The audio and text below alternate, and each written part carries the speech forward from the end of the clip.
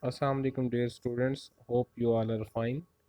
Uh, as you know very well, कि in the previous lecture we discussed about the role of government and types of taxes, etc., etc.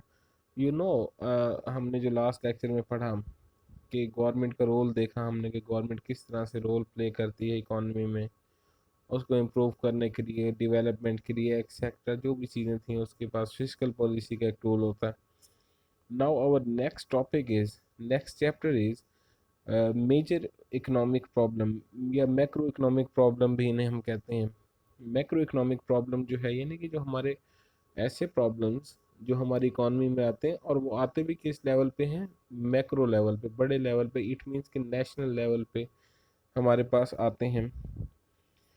तो हमने अब ये देखना है कि वो कौन से प्रॉब्लम हैं जो कि हमें फेस करने पड़ते हैं हमारी इकॉनमी को मैक्रो लेवल के ऊपर, बड़े लेवल के ऊपर. तो आज हमने उसमें डिस्कस करना है. तो पहला जो प्रॉब्लम है इनमें, सबसे पहले बिजनेस साइकिल. बेटा बिजनेस साइकिल जो है, बिजनेस साइकिल का मतलब ये है, एक इसके उर्दू में अगर आप देखें तो ये है तिजारती चक्कर. ठीक है ना. अब इसमें हम देखते हैं इसकी डेफिनेशन, हम देखते हैं कि इसके में क्या वो कहना चाहता है. तो business cycle refers to a wave like fluctuation in the aggregate economic activities, particularly in national income, employment and output. वो कहता है कि बिजनेस साइकिल एक ऐसी वेव है यानी कि लहर है जिसमें फ्लक्चुएशंस आती हैं बड़े लेवल पे. और ये फ्लक्चुएशंस आती किस चीज़ में है, ये फ्लक्चुएशंस जो है यानी कि अप एंड डाउन जो है ये किस चीज़ में आता है. ये यानी कि नेशनल इनकम में आएगा, आपकी एम्प्लॉयमेंट लेवल पे आएगा, आपके एग्रीगेट आउटपुट लेवल पे आएगा. यानी कि हमारी नेशनल इनकम चेंज हो सकती है, अप एंड डाउन हो सकती है, ज़्यादा हो सकती है, कम हो सकती है. या एम्प्लॉयमेंट लेवल हमारा कम हो सकता है या ज़्यादा हो सकता है, आउटपुट कम हो सकता है. और ये माइक्रो लेवल पे नहीं है बल्कि मैक्रो लेवल में, बड़े लेवल पे ऐसा हो सकता है. तो जब ऐसा हो, फ्लक्चुएशन हो, तो इसी फ्लक्चुएशन को कि हमारा जो फ्लक्चुएट करे हमारी national income, employment, output etcetera, तो इसे ही हम क्या कहते हैं, मैक्रो इकोनॉमिक प्रॉब्लम कहते हैं. ओ सॉरी, बिजनेस साइकिल कहते हैं. ठीक है ना. और ये एक बहुत बड़ा मैक्रो इकोनॉमिक प्रॉब्लम है. और इसकी दो एक और डेफिनेशन है. Business cycle is composed of periods of good trade with rising prices and low employment percentages and followed by periods of bad trade with falling prices and high employment percentage. अब देखें, वो कहता है कि कभी कभी ऐसा होता है कि जब गुड ट्रेड की वो बात कर रहे हैं तो वो कहता है कि ऐसा होता है कि प्राइसेस आपकी हाई हो रही होती हैं. जब प्राइसेस हाई हो रही होती हैं तो आपके जो प्रोड्यूसर्स हैं उन्हें क्या नज़र आ रहा था, अपना प्रॉफिट नज़र आ रहा था कि हाई प्राइस पे चीज़ बिकेगी तो उसका प्रॉफिट ज़्यादा होगा, वो ज़्यादा चीज़ें प्रोड्यूस करेगा. ज़्यादा चीज़ें प्रोड्यूस करने के लिए उसे डेफिनेट बात है कि एम्प्लॉयमेंट लेवल भी बढ़ाना पड़ेगा, यानी कि उसे ज़्यादा लोग हायर करने पड़ेंगे. तो जब लोग ज़्यादा हायर होंगे तो उससे क्या होगा, हमारी अनएम्प्लॉयमेंट जो है वो क्या हो जाएगी, किसी हद तक कम हो जाएगी. ठीक है. तो वो कहता है कि ऐसा होता है कि ऐसा सिस्टम भी आ रहा होता है कि ये गुड ट्रेड सिस्टम जो है, ये ऐसा सिस्टम भी चल रहा होता है. गुड ट्रेड सिस्टम की बात वो करता है कि जब आपकी एम्प्लॉयमेंट लेवल जो है वो ज़्यादा होता है और उसके मुकाबले में आपके पास प्राइसेस जो हैं वो भी हाई हो रही होती हैं, ऐसा सिस्टम भी वो कहता है कि ऐसा भी आ जाता है कि जब आपकी प्राइसेस लो होती हैं और एम्प्लॉयमेंट लेवल क्या होता है, परसेंटेज हाई होती है. तो ये हाई से लो की तरफ जाना, लो से हाई की तरफ जाना. ठीक है ना. यही तो बिजनेस साइकिल है बेसिकली. ठीक है ना. यही तो बिजनेस साइकिल है कि फ्लक्चुएशंस आ रही हैं इकोनॉमी के अंदर. तो देखते हैं अब एक इसकी करेक्टरिस्टिक्स क्या होती हैं बिजनेस साइकिल की. पहली करेक्टरिस्टिक्स आपको बता रहे हैं, एन इकोनॉमी वाइड फिनोमिना.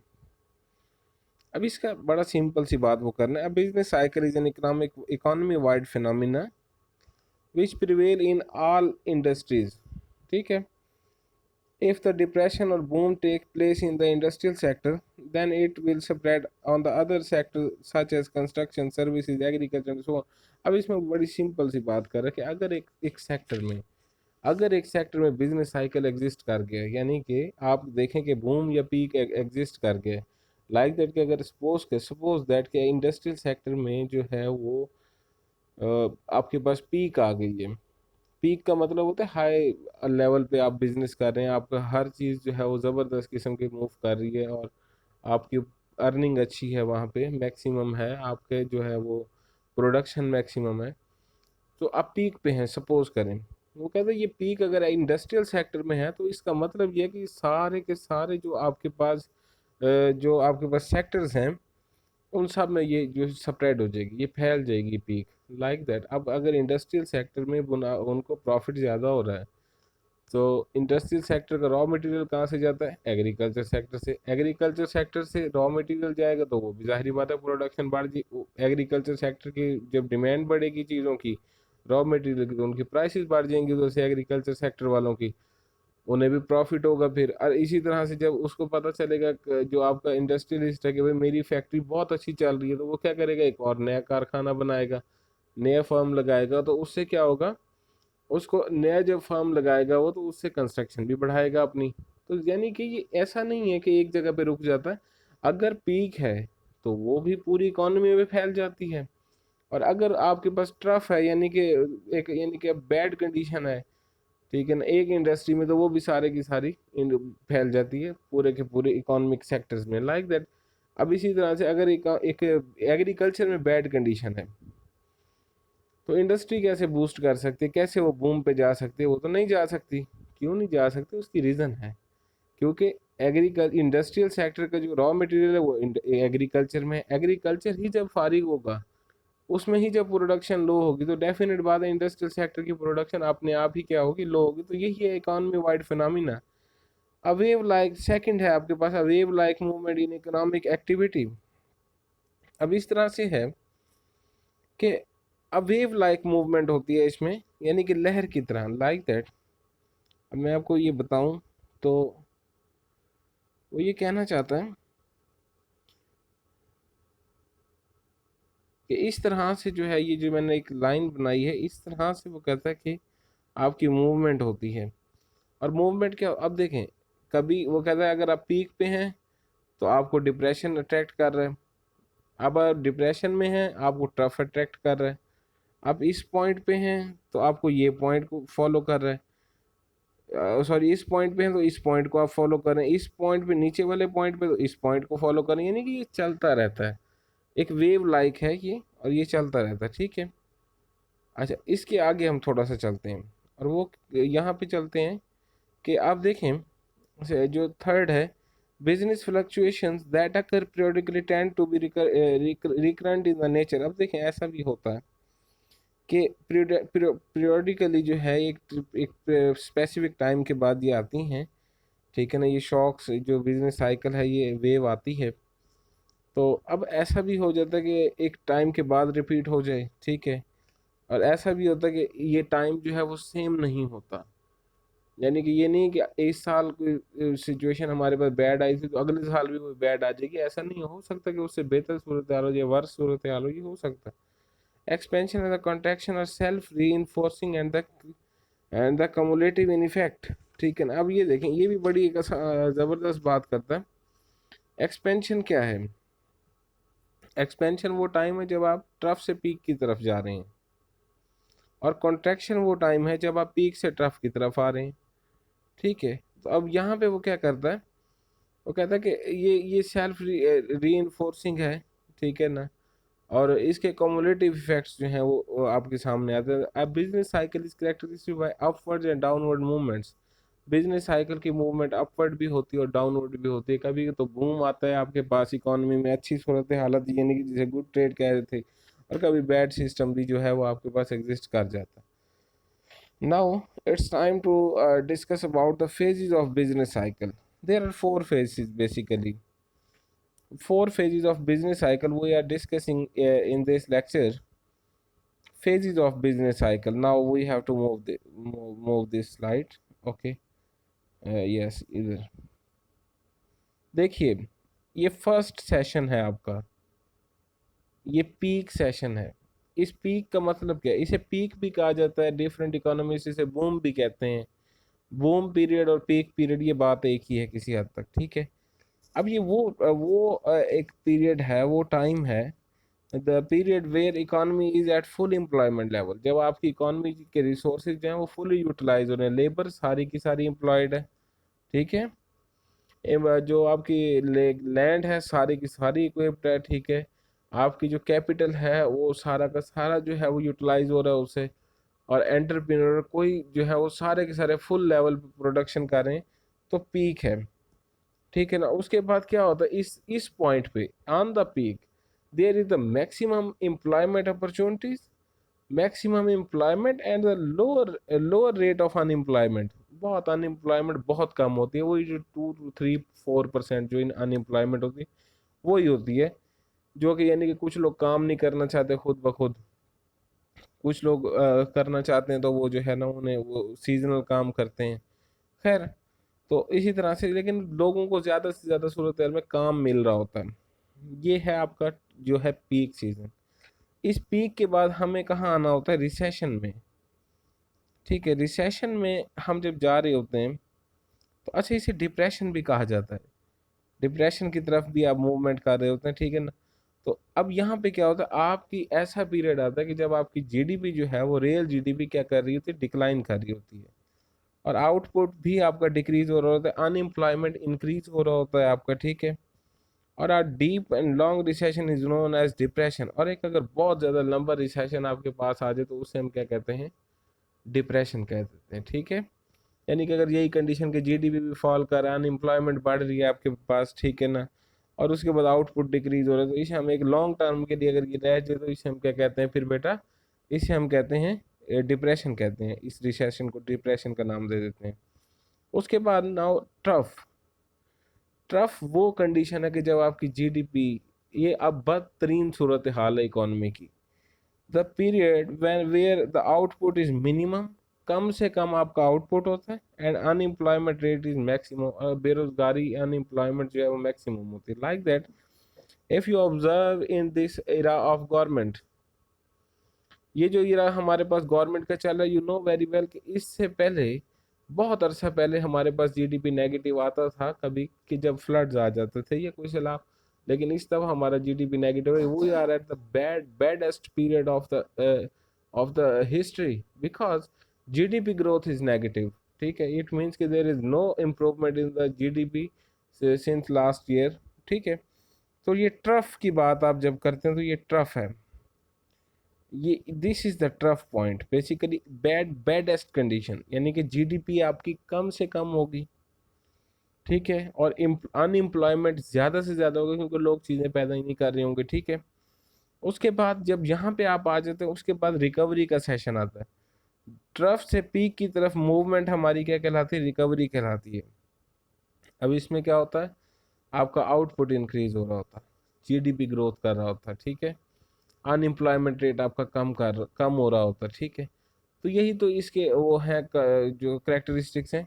जब मूव कर रहा होता है ऊपर की तरफ, यही हमारे पास क्या होता है बेटा, रिकवरी होता है। जब हमारी जीडीपी बढ़ रही हो और हमारे पास जो है वो उसमें अनएम्प्लॉयमेंट में जो है वो कमी आ रही हो, ठीक है, और हमारा आउटपुट इंक्रीज हो रहा हो, तो इसे ही हम क्या कहते हैं बेटा, रिकवरी कहते हैं। अब आपको समझ आ जानी चाहिए कि पीक सीजन वो होता है जब हमारा जीडीपी मैक्सिमम होता है, हमारी इकोनॉमी में फुल एम्प्लॉयमेंट होता है, ठीक है। ट्रफ वो होता है ट्रफ वो होता है जब हमारी जीडीपी कम से कम होती है, अनएम्प्लॉयमेंट होती है इकोनॉमी में ज़्यादा से ज़्यादा, ठीक है। और इसके पीक से ट्रफ के दरमियान, जब हम पीक से ट्रफ की तरफ आते हैं तो हमें वो एक पीरियड का सामना करना पड़ता है जिसे रिसेशन कहा जाता है, रिसेशन। और जब हम ट्रफ से पीक की तरफ जाते हैं तो एक पीरियड होता है जिसे बेटा हम क्या कहते हैं, रिकवरी कहते हैं। I think so it's sufficient for you. Now our second biggest problem in the worldwide issue is unemployment level.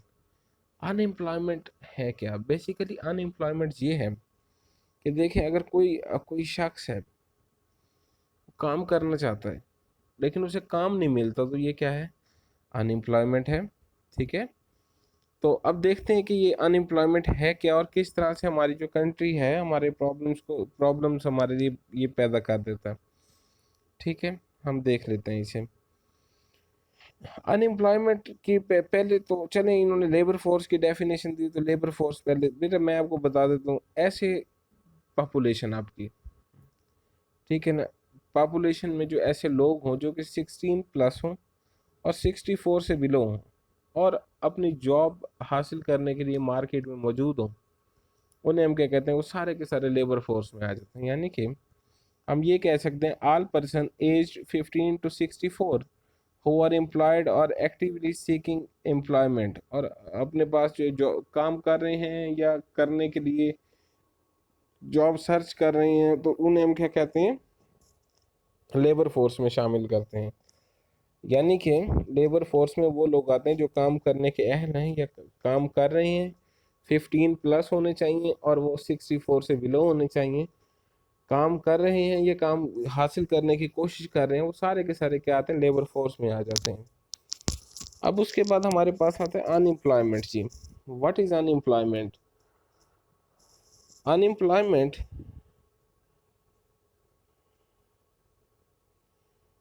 Unemployment basically, unemployment जो है वो define as the labour force participants being available and willing to work but unable to get jobs. देखें, ये एक ऐसी condition है जब लोग विलिंग हैं काम करने के लिए, अवेलेबल है मार्केट में for the in the for the search of job, और मार्केट में अवेलेबल हैं, काम करना चाहते हैं, but they could not get job, लेकिन उन्हें जॉब नहीं मिलती, इन्हें हम क्या कहते हैं, अनएम्प्लॉयमेंट।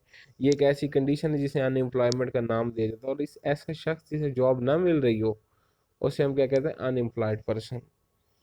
अच्छा, ये भी बड़ा अब इंटरेस्टिंग है कि अनएम्प्लॉयमेंट रेट कैसे निकालेंगे। भाई देखें, ये तो बड़ा आसान सा है, आप उसे निकाल सकते हैं। अनएम्प्लॉयमेंट रेट का सिंपल सा formula, labour force divided by population, ठीक है, वर्किंग एज ऑफ पॉपुलेशन, ठीक है, आप उसे करेंगे, सॉरी, अनएम्प्लॉयमेंट का रेट पता कर रहे हैं ना हम, नंबर ऑफ अनएम्प्लॉयड, पहले आप करेंगे नंबर ऑफ अनएम्प्लॉयड कि टोटल लोग जितने जो हैं वो अनएम्प्लॉयड हैं, और divided by labour force multiply by 100, ठीक है ना। इन्हें करेंगे तो ये मैं फार्मूला एक दफ़ा लिख भी देता हूँ तो आपको समझ आ जाएगा।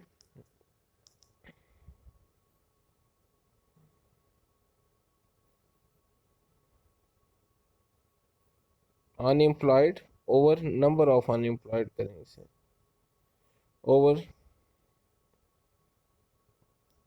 लेबर फोर्स,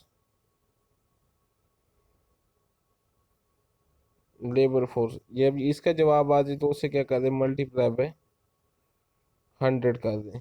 यानी कि number of unemployed person over labour force multiply by 100 is called unemployment rate. आपको पता चल जाएगा कि आपके मुल्क में जो है वो अनएम्प्लॉयमेंट रेट है क्या। चलिए, अब उसके बाद हमारे पास है डिस्करेज वर्कर। अब देखें, an individual who wants to work but has been unsuccessful for a long period in finding a job and has given up seeking jobs। देखें, एक डिस्करेज वर्कर कौन होता है? एक लंबे अरसे से who want to work but after for a long time finding a job, एक लंबे अरसे के लिए एक शख्स को अगर जॉब ना मिले तो उसे हम क्या कहते हैं, डिस्करेज वर्कर कहते हैं। जो दिल बर्दाश्त वर्कर हम जिसे कहते हैं, जिसका दिल टूट चुका होता है। अंडर एम्प्लॉयमेंट एक, ये भी एक टर्म है। An individual who works part time or who are in jobs below their capability but who are seeking full time employment. देखें, अंडर एम्प्लॉयड वो लोग हैं जो जॉब तो कर रहे हैं, आपको लग रहा है कि जॉब कर रहे हैं, बट अपनी क्वालिटीज़, अपनी कैपेबिलिटीज़, अपनी एजुकेशन के अकॉर्डिंग उन्हें जॉब नहीं मिली। लाइक दैट कि एक पीएचडी शख्स जो है वो सपोज करें कि ड्राइविंग कर रहा है, तो ये क्या है, अंडर एम्प्लॉयड है, because he has to be professor और he has to be a scientist और एक्सेट्रा एक्सेट्रा। उसे कुछ और होना चाहिए था, ना कि उसे एक ड्राइवर होना चाहिए था। पीएचडी शख्स जब जॉब कर रहे हैं बहुत निचले दर्जे पे, तो उसे हम क्या कहते हैं, अंडर एम्प्लॉयड, यानी कि अपनी कैपेबिलिटीज़ क्वालिटीज़ को यूज़ ही नहीं कर रहा जॉब के लिए, ठीक है। यानी कि उसे मिल, ये आप कह सकते हैं कि उसे अपॉर्चुनिटीज़ नहीं मिली, ठीक है। अच्छा, फुल एम्प्लॉयमेंट ये है कि available resources in the economy are employed to produce goods. जितनी ज़मीन है सारी की सारी काबिल काश्त है, काश्त में आ रही है। जितने लेबर है सारी को रोजगार मिला हुआ है, जितना कैपिटल है सारा का सारा जो है वो काम में लगा हुआ है। और जो आपके पास प्रोड्यूसर है सारे के सारे काम में लगे हुए हैं। इसे हम क्या कहते हैं बेटा? Full employment level. ठीक है। अच्छा, इसका ओवर एम्प्लॉयमेंट भी होता है कुछ, यानी कि एक शख्स है जिसे लाख रुपए महीना कमाना चाहिए था, ठीक है, लेकिन वो कमा रहा है 3 लाख रुपए महीना, वो ओवर एम्प्लॉयड है। यानी कि अपनी अपनी कैपेबिलिटीज क्वालिटीज से बढ़ के जो अर्न कर रहा है या बढ़ के जो है वो जॉब कर रहा है, तो उसे हम क्या कहते हैं बेटा? ओवर एम्प्लॉयड कहते हैं। ठीक है। तो अनएम्प्लॉयमेंट रेट जो है वो मैंने आपको बता दी है। कैलकुलेशन कैसे करेंगे अनएम्प्लॉयमेंट रेट की? Number of employed over labour force multiply by 100। ठीक है ना? जो भी अब ये इसे फार्मूले में पुट करके आप जवाब ले सकते हैं। बाकी जो है ये कल टाइप्स ऑफ अनएम्प्लॉयमेंट है, ये इंशाल्लाह नेक्स्ट लेक्चर यानी कि कल वाले लेक्चर में हम डिस्कस करेंगे। ओके डियर, अल्लाह हाफिज़। अपना ख्याल रखिएगा, स्टे होम, स्टे सेफ। अल्लाह हाफिज़।